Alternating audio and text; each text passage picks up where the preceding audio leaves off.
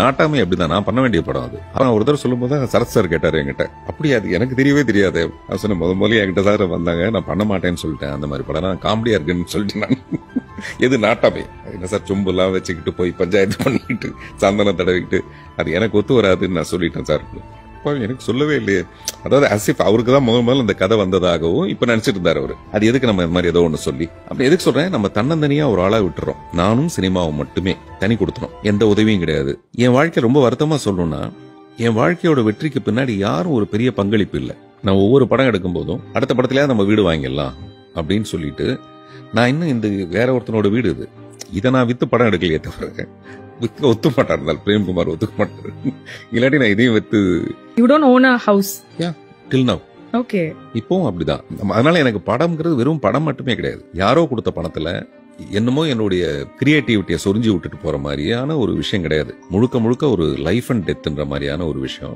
35 years ஆயிடுச்சு நீங்க industry வந்துட்டு. நீங்க இப்பயும் இதே லைன் சொல்றது எப்படி இருக்கு சார்? ரொம்ப வருத்தமா இருக்கு, ரொம்ப வேதனையா இருக்கு.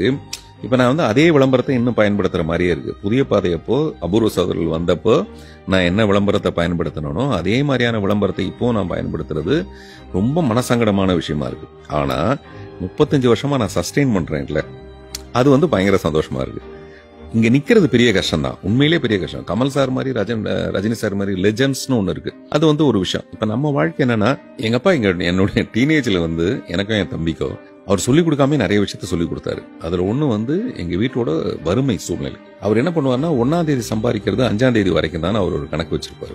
அப்படிதான் செலவு பண்ணுவாரு. 5ஆம் தேதியில இருந்து நாங்க பிச்சைக்காரனாவே இருப்போம். இத்தனைக்கும் அது ஒரு பெரிய குவார்டர்ஸ்ல எல்லார் வீட்லயும் லைட் எரியும் போது எங்க வீடு மட்டும் லைட் எரியாது. நைட்ல கரெக்டா கண்டுபிடிச்சிடலாம் ஏதாவது எங்க வீடு பளிச்சுன்னு தெரியும். எங்க வீடு எப்படின்னா, கரண்ட் பில் கட்ட மாட்டோம். 3 மாசத்துக்கு ஒரு தடவை அவன் கட் பண்ணிட்டு போயிடுவோம். அப்புறம் எங்க அம்மாவுடைய தாலி அடகு வச்சு அதை வச்சு இதை வச்சு நான் தான் போய் கரண்ட் பில்ல கட்டிட்டு வருவேன். சோ எங்களுக்கு முதல்ல பிராக்டிஸ் பண்ணது இப்படி வாழக்கூடாதுங்கிறது.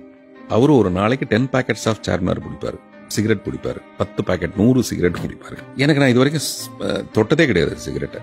பிகாஸ் அது ஒரு பெரிய லெசன் அது.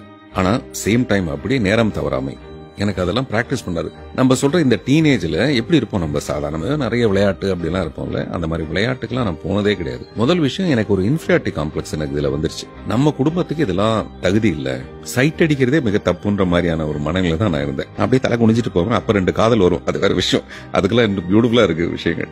ஏன்னா பெண்களுக்கு சட்டை பண்ணாம போனாலும் பிடிக்கும். அவன் எவ்வளவு கிழிஞ்ச சட்டை போட்டு போனாலும் நம்மள சட்டை பண்ணாம போறான்னா பிடிக்கும். அந்த மாதிரி கேட்டகரிக்குள்ள நான் வருவேன். அந்த மாதிரிலாம். சோ அது டீனேஜ்ல வந்த நிறைய லவ் நான் மிஸ் பண்ணதுக்கு ரீசன் எங்க குடும்பத்தோட நிறைய விஷயம். அது மிஸ் பண்ணது ரொம்ப நல்லது. இல்லாட்டி நான் எங்கேயாவது போய் கூச்சா தூக்கிட்டு இருப்பேன் நேரம். புரியுதா? நான் எல்லாத்தையும் கட் பண்ணிட்டு வந்ததுக்கான விஷயம், டீனேஜ்ல எனக்கு வந்த வறுமை தான் என்ன ரொம்ப செழுமையாக்குச்சு. அதை கொடுத்ததே எங்க அப்பா தான். ஸோ அதனாலதான் வந்த வகையில் அவருக்கு தேங்க்ஸ். ஒரு டீ கடைக்கார ஒரு நோஞ்சான் ஒருத்தன், அவன் என்ன பண்ணிருக்கானா, ஒரு பெரிய வஸ்தாதுகிட்ட எதுக்கோ சண்டை நடந்து போச்சு. இந்த வஸ்தாதுங்கன்னா பயங்கர தடியா அவன் சொல்லிட்டான், இன்னும் 3 நாள்ல நீ காலி பண்ணிட்டு போயிடணும், இல்லைன்னா பேத்துருவேன் நான் உன்ன. இந்த நோஞ்சான் டீ கடைக்காரனுக்கு என்ன பண்றதுன்னு தெரியாது. அவன் நேரா போய் ஒரு பெரிய ஞானி ஒருத்தர் இருந்திருக்காரு, அவர்கிட்ட போய் மலையடி வாரத்தில் அவர்கிட்ட போய் இந்த மாதிரிங்க நான் சண்டை போட்டேன், அவன் என்னை காலி பண்ணணுன்ட்டான், நான் என்ன பண்றது, நான் ஊரை விட்டு போனால் எனக்கு சாப்பாட்டுக்கே வழி கிடையாது அப்படின்னு ஞானி அப்படி ஞான திருஷ்டியில் அப்படி பார்த்துட்டு, நீங்கள் ஒன்றும் பண்ண வேண்டாம், சும்மா போய் டீ ஆத்திட்டுரு அப்படின்னு. அது அடிச்சிட்டானா, நீ போய் சொல்றதை மட்டும் செய்ய, போய் டீ ஆத்திட்டுரு. அவன் 3 நாள் கெடு கொடுத்துருக்கான். ஃபர்ஸ்ட் டே அந்த வஸ்தாதை பார்த்துருக்கான். இவன் பயத்தெல்லாம் உள்ள வச்சுக்கிட்டு வெளியில டீ ஆத்திருக்கான். அவன் பார்த்துட்டு போயிட்டான். சரி, மறுநாள் வந்திருக்கான். மறுநாள் டீ ஆத்திட்டு இருக்கான். அவன் எப்படி இருக்கான்னு சொல்லிட்டு போயிட்டு 3ஆவது நாள் வந்திருக்கான். 3ஆவது நாள் வந்த உடனே இவன் ரொம்ப ஸ்டைலா விசில் அடிச்சுட்டு டீ ஆத்திருக்கான். அவனுக்கு என்ன தோணிடுச்சுன்னா, இவங்ககிட்ட ஏதோ விஷயம் இருக்கு போல இருக்கு, அதனாலதான் கூலா இருக்கான்.